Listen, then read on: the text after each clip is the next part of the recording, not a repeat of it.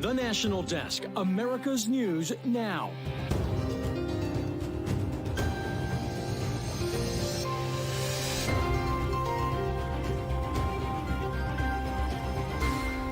A new record could be broken in the coming days as millions of Americans travel back after celebrating Thanksgiving away from home.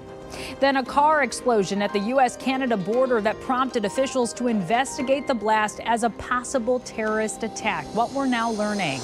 And the inspiring story of two Ukrainian sisters celebrating their very first Thanksgiving.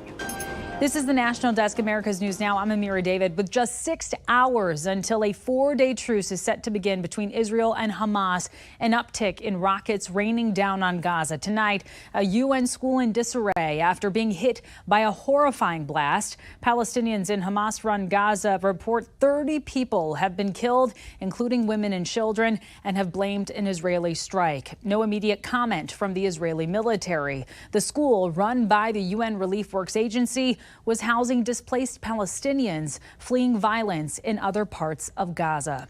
The carnage comes just ahead of a scheduled truce and the release of the first batch of hostages and Palestinian prisoners as part of a hostage deal. An Israeli official confirming today 13 hostages will be released in the first grouping tomorrow, along with 39 prisoners. This happening daily until 50 hostages and 150 Palestinian prisoners are released to their respective sides.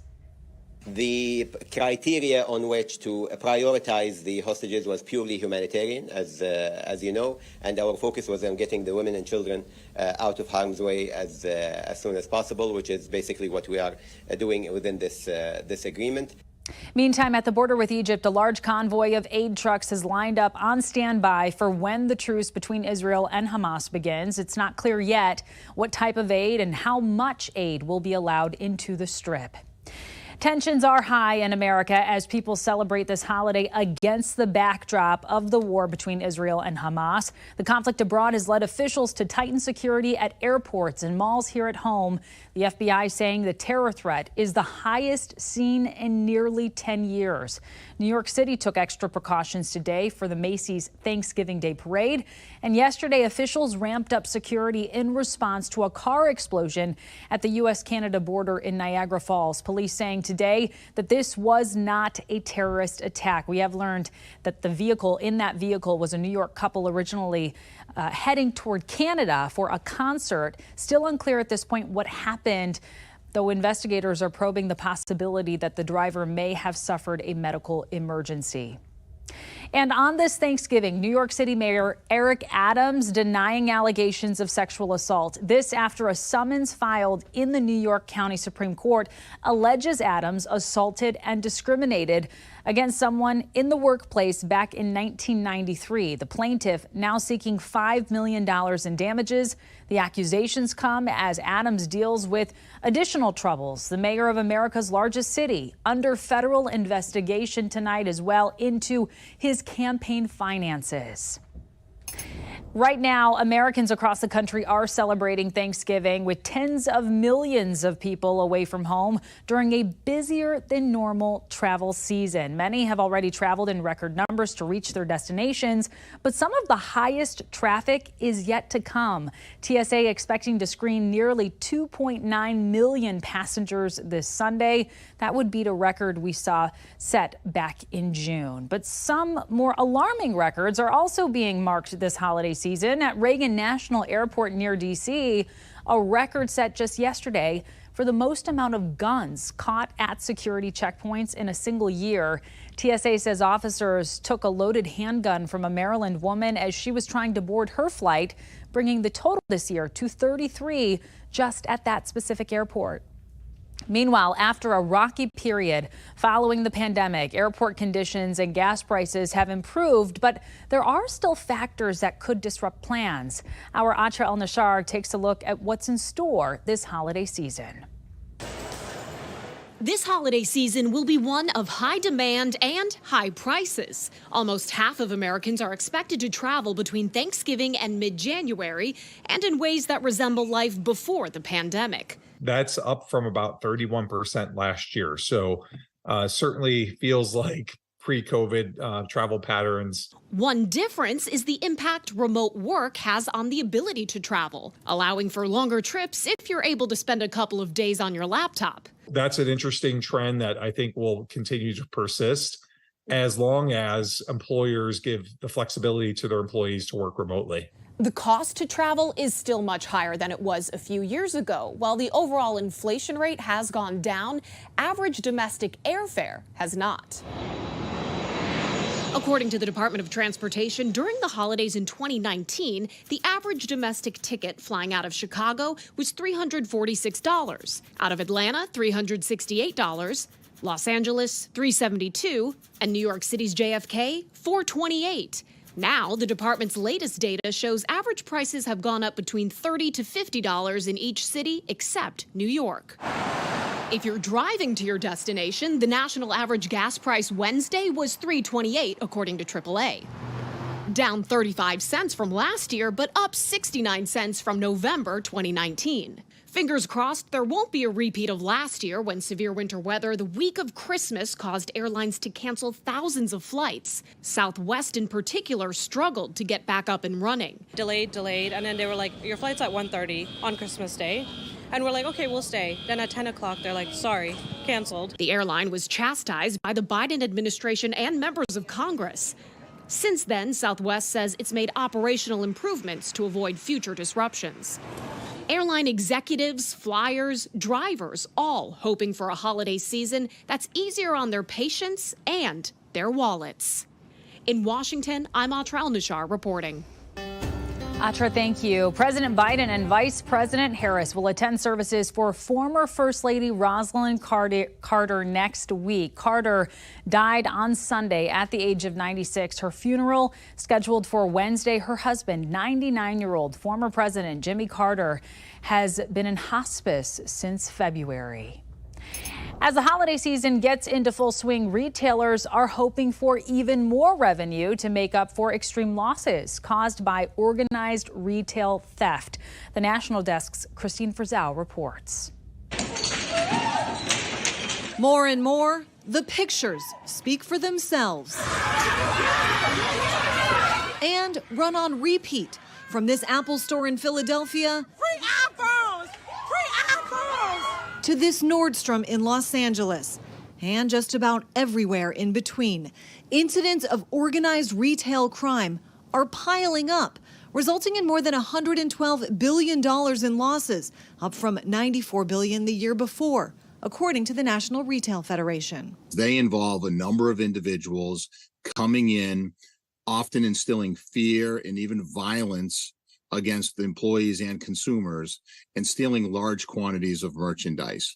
The problem has grown so pervasive that Democrats and Republicans on Capitol Hill have joined together on new legislation to fight back, with widespread agreement that penalties for these crimes are too weak.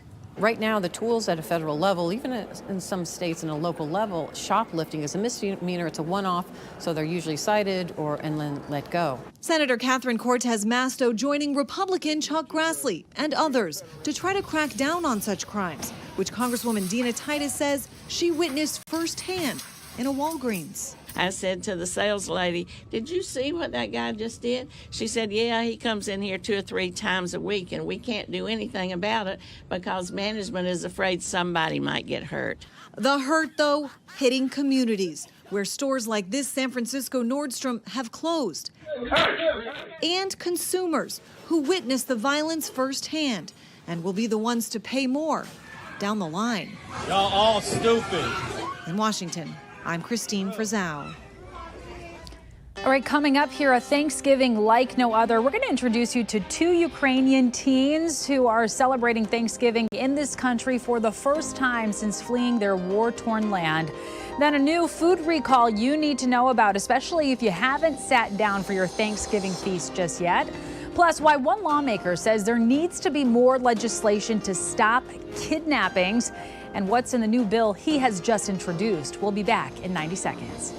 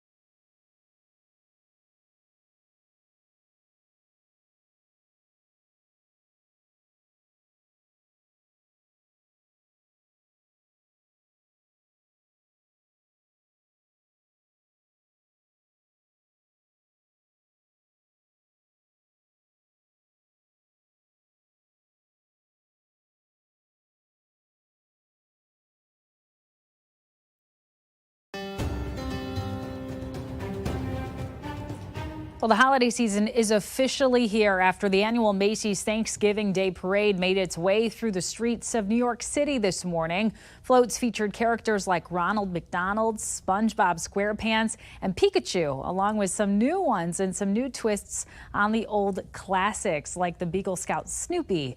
Bands and musicians like Cher and Pentatonics graced the moving stages. What a celebration it was. As we gather with our loved ones today, war zones in Europe can feel very far away. National correspondent Kayla Gaskins joins us with the story of two Ukrainian sisters celebrating their very first Thanksgiving. Breaking bread with new friends has been at the core of the Thanksgiving holiday since the beginning. That spirit filling this household, where a family of four welcomed two teenage Ukrainian sisters. A safe haven far from their war-torn homeland. Victoria and Yulia's lives changed forever when the Russians invaded on February 24th, 2022. You don't know what is going on, and will you live tomorrow or will you die? Their immediate family all survived those terrifying first days. Some friends, however, weren't so lucky. Every single person in Ukraine knows at least 3 people who have died in the war.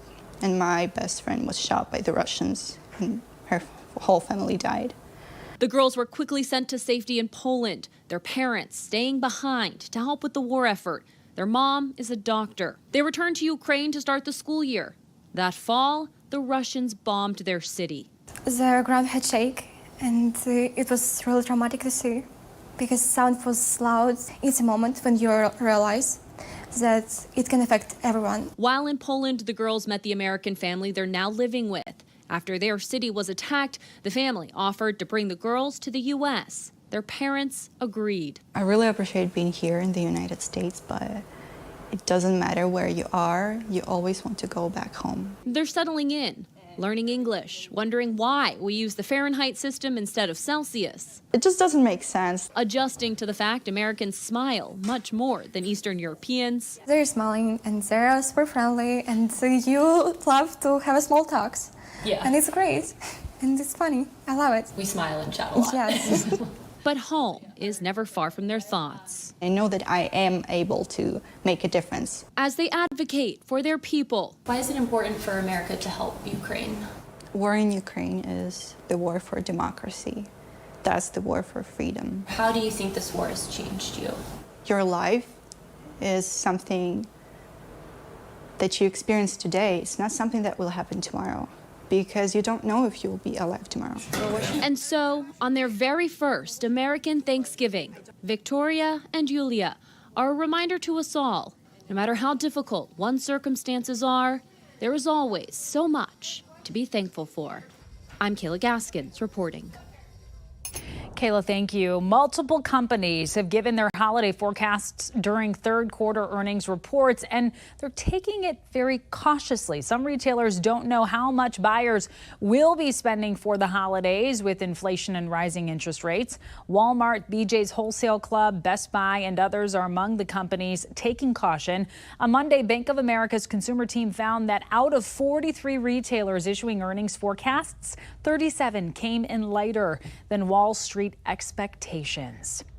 Well, heads up if you still haven't eaten your Thanksgiving dinner yet. There is a recalled item that could be on your table. Seneca Foods recalling glass jars of Hy-Vee turkey gravy because of a mislabeling issue. It may contain beef gravy and a soy allergen that is not declared on the label. The recall only affects glass jars of the turkey gravy sold at Hy-Vee stores. Actor Jamie Foxx, he is facing sexual assault and battery charges. That's according to a new lawsuit. A woman identified as Jane Doe says Foxx groped her at a New York City restaurant back in 2015 and also used force to touch her. The complaint accuses Foxx of looking, quote, intoxicated at the time of the alleged incident. She is seeking an unspecified amount of money.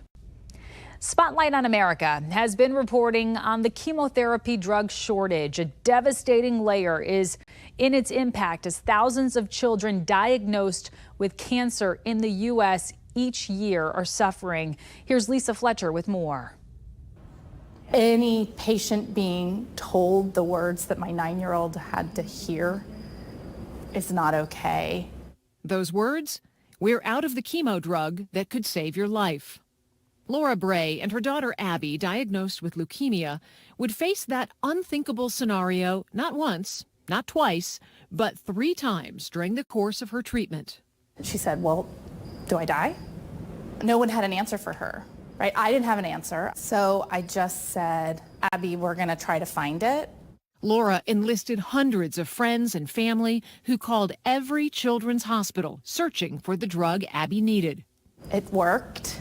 And once we did that, I was haunted. I couldn't sleep. Because countless other kids were being told their drugs weren't available.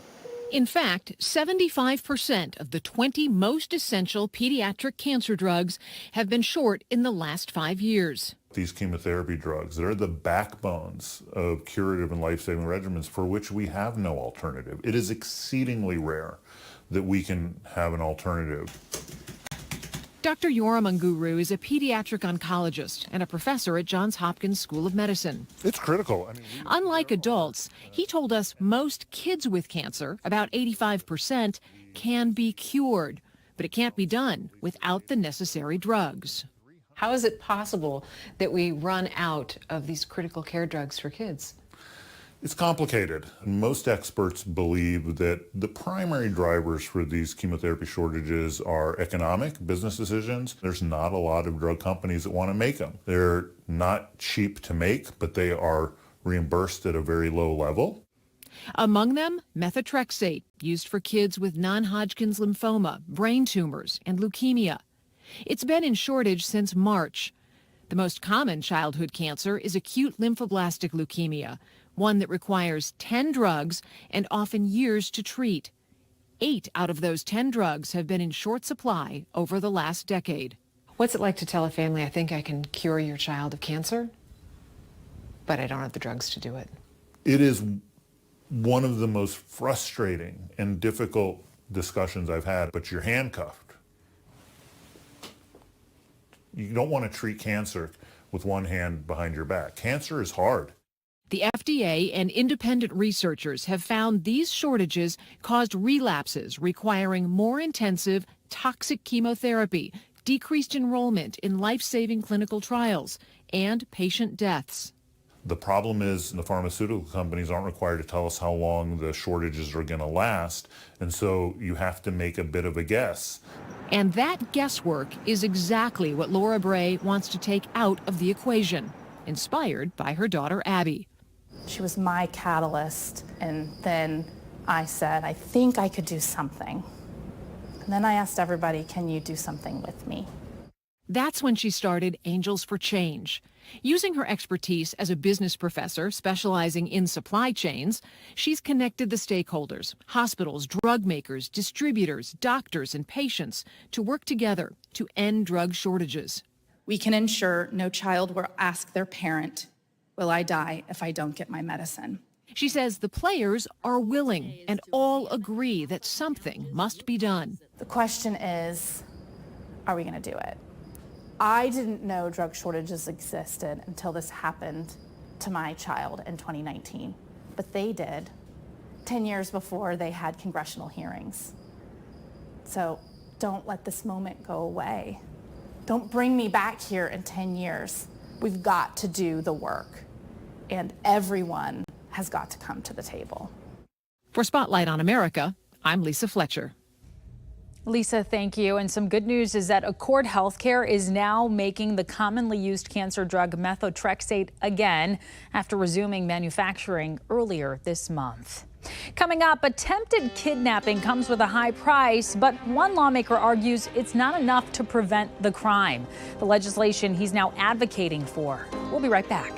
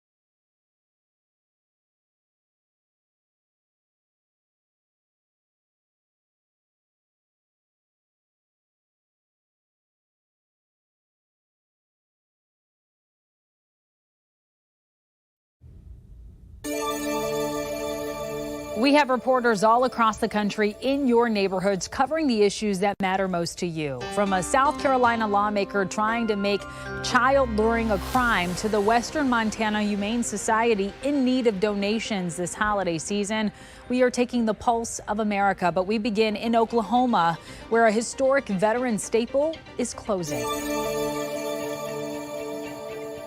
Many of the veterans arriving at Post 1 this evening were bracing themselves for the official announcement. Yes, it's a real shock. Touted as America's oldest continuously operating American Legion post, rumors were swirling that it's been sold. It is sold. I'm on the board of directors, and that's what's announcing tonight. Mark Kortner says economics were at the root of the decision. Dayton Watson Sr. said he was here to see if there was a way to save the building. You stop and think, the people that come here, don't they deserve some place to gather up? Is there going to be plans to move somewhere else, or? Yes. And do we know where? No, we're just under investigation right now. We got a realtor working on it, lawyer working on it. We'll find their location, and we'll move the post. For 6 years now, Murrells Inlet Representative Lee Hewitt has filed legislation to add a new offense under the state's kidnapping laws. His latest filing this November. I'm hoping that that bill advances this year and we get something on the book to close that gray area. He's talking about the legal act of child luring. In South Carolina, kidnapping and abduction are illegal, but almost being kidnapped technically is not. They do not break the law until they shut the door. It's a situation that left a pair of Low Country parents frustrated in September. Our Charleston sister station spoke with them after they say a middle-aged man tried to convince their kids to leave the Pitt Street Park with him. There was such insistence that your child go with me, and it's confusing. Very, very uneasy feeling as a mother. There's been one in Aiken, in Greenville, that I've been hearing about every year. So law enforcement says we need some help. It's that time of year where supplies are in high demand for the Humane Society of Western Montana. The nonprofit has a growing list of much-needed donation items, including paper towels, latex gloves, litter, and especially food. So there's always a great need. I mean, pet food has become very expensive, and maintaining a pet can be very expensive. It's not just to help out the animals. The nonprofit is also looking out for pet owners. Janet Rose says they often see animal lovers who sacrifice their own meals to make sure their pets get fed. You know, pets are our family, and so pets very often come first. And the most important thing is that the person should not go hungry trying to feed the pet. Animals and pets keep us healthier and keep us more emotionally stable. They're good for us, and we're good for them. Coming up, a sweet tale to tell. How a text to a wrong number turned into an 8-year Thanksgiving tradition. We'll be right back.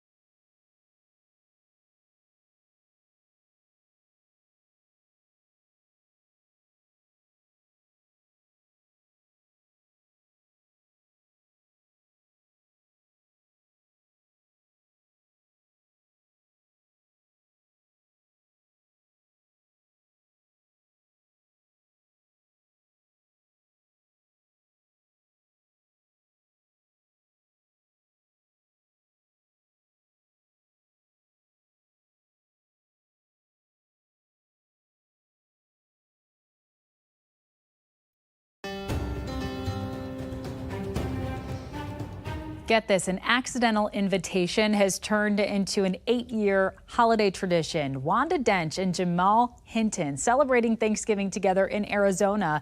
Now, they met back in 2016 after Dench tried to invite her grandson to dinner, but texted the wrong number. Hinton, who was then 17, got the message, but asked if he could still come over.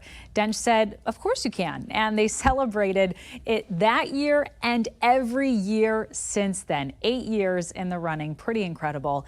That does it for this edition of the National Desk. Happy Thanksgiving to all of you. We do invite you to come join us again this evening for more coverage of America's top stories. Just check your local listings.